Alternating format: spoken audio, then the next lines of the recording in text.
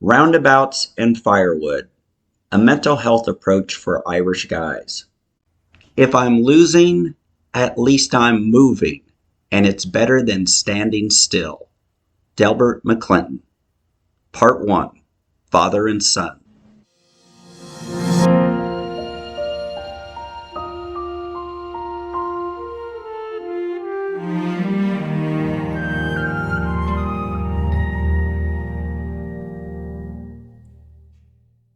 Chapter 1, P.A.S. There is no such thing as poison-ass syndrome, but one day I was convinced my 3.5-year-old son was going to die from it. On a morning late in the autumn of 2007, I was a few minutes from getting on the road to Tir na Nog, the creche at the Ballybunion Community Center, where I was going to drop my son off before going to Ashby National School to teach a half a day of science. All the morning preparations had gone smoothly. I had woken up on time and made lunches. Cian had eaten his breakfast, gotten dressed, and taken his poo without a fuss. I simply needed to brush my teeth, and out the door father and son would go. The thing about an electric toothbrush is that because it does all the work, you don't focus on brushing, you just wait. It was while I was waiting for the Sonicare to clean my teeth that I happened to glance over and see something that was going to change my morning. The previous evening I had purchased a 4-pack of loo rolls from Spar. When I got home, I went into the bathroom, ripped open the pack and removed one. That particular roll was placed on the dispenser, and it's what I had used to wipe my son's ass that very morning. The remaining trio was placed on a shelf, still in the plastic packaging, and it was something about the plastic that I found alarming. Between the two bottom rolls, there was a small rip in the plastic. Had I placed the rolls on the shelf in the other direction, I would have never noticed it.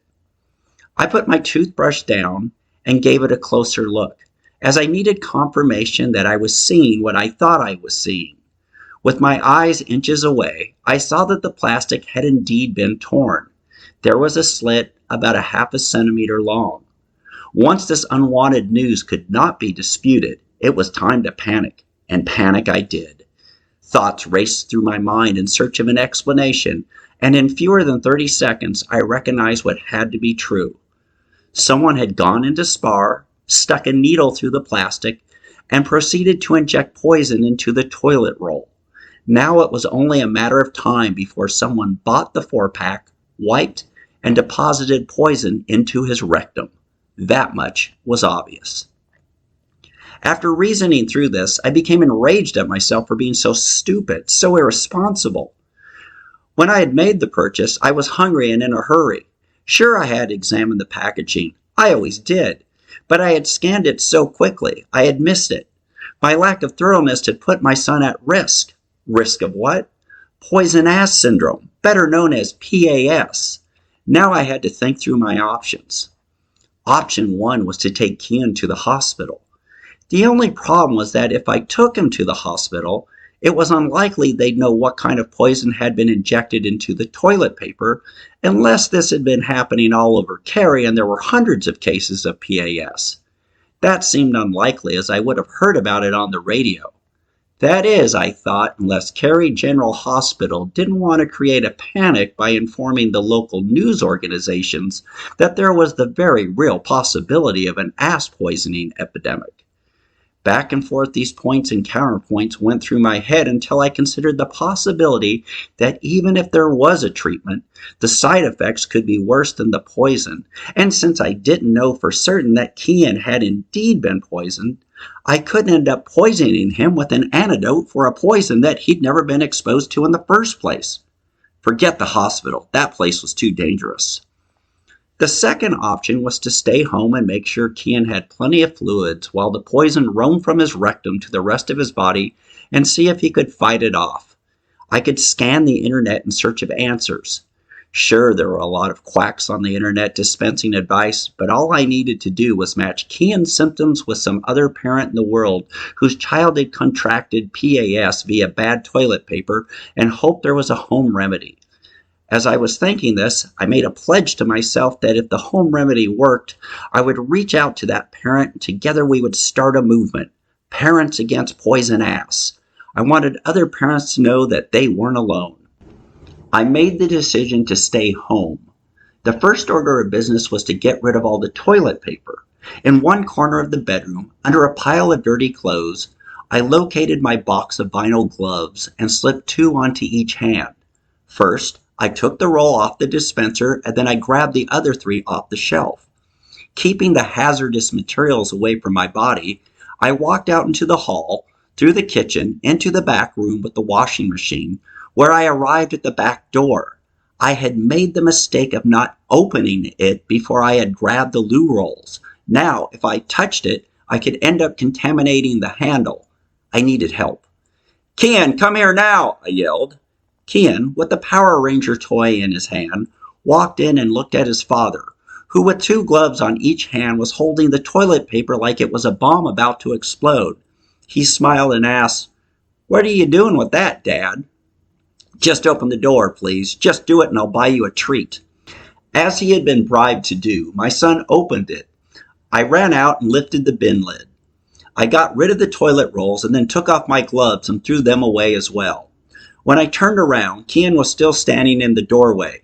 Amused and puzzled, he asked, "Why did you throw the toilet rolls in the bin?" "I'll explain it to you in a minute," was my response as I walked past him. There was more work to do, and I didn't have time to chat. I returned to the bathroom, and as I always do, I turned on the tap with my elbow.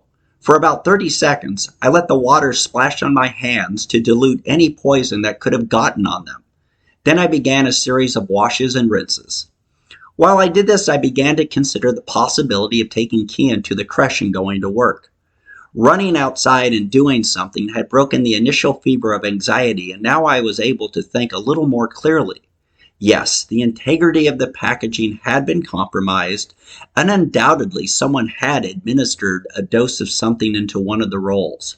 It seemed likely that the culprit had just injected the poison into one roll, meaning there was only a 1 in 4 chance that I had used the infected one to wipe Kian. Since the rip was close to the 2 rolls, it seemed that the odds were even more in my favor that I had used one of the safe ones. Kian had a 75% chance of survival. Suddenly, things were looking up.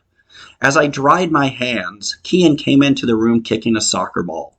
It rolled up to me, and for the second time he asked, "Why did you throw the toilet rolls away?" He was 3.5.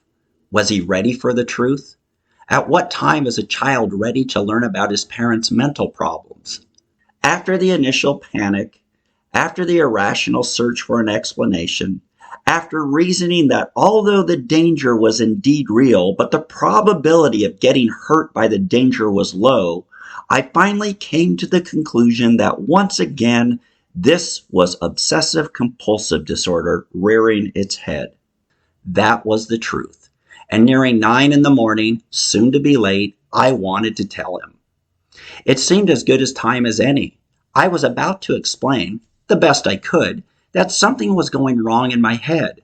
The only thing that stopped me that day was that if he had any follow-up questions, he would be asking his creche teachers instead of me. Instead of explaining it all to him, I said, "It fell in the toilet. Let's go get that treat." Driving out to Ballybunion, I realized that the time was drawing closer when I would have to explain my mental problems to Kian. I had always intended on doing this. It's just that I'd always pictured myself introducing Kian to the world of mental health issues when I had my problems under control. I wanted him to understand that things can go wrong in your head. And just like the rest of your body, you can heal. You can get better. You can do battle and win.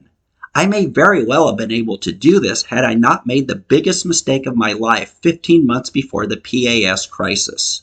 Had I not made that decision, I still would have been experiencing OCD, to be sure, but I can say with confidence it would not have been nearly as severe as it was that morning. What monumental error had I made? What path had I chosen that placed me in an environment that hurt rather than helped my mental issues? I had moved to Ireland.